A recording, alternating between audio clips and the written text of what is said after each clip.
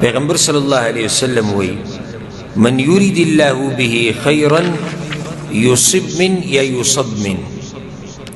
اللہ چی رچا دا پار دا خیر و دا خیگڑی را دو کی نو پا دبان دی تکلیفون راولی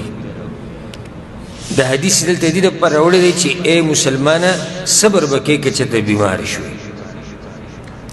او دا اللہ اراده دا خیگڑی تا سرا چی پتا بندی تکلیف راوستو او پتا بندی بیماری راوستنو پا دی بس صبر کے پا دی که و بی صبری نکے باقی پسی گور دی حدیث تا او داولنے حدیث تا پدی درس کے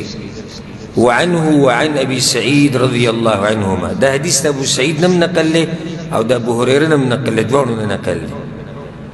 دوی دوانو وی چی پیغمبر صلی اللہ علیہ وسلم دا خبر کردی دا دیر دا خوشحالی حدیث تے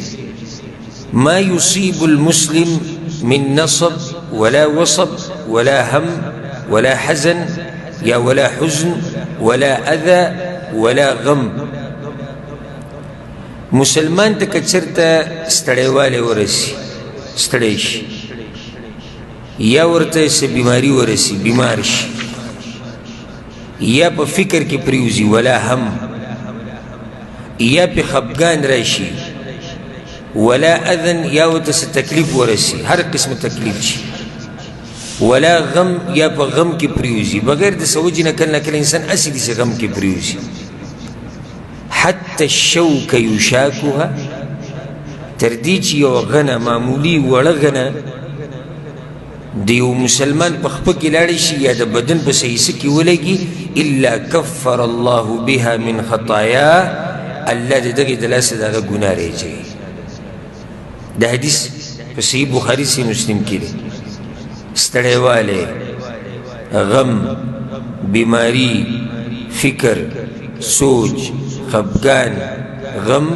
تردی چی یو غنا دل تکلیف در کی پا دیم اللہ ستا گناہ رہ جائے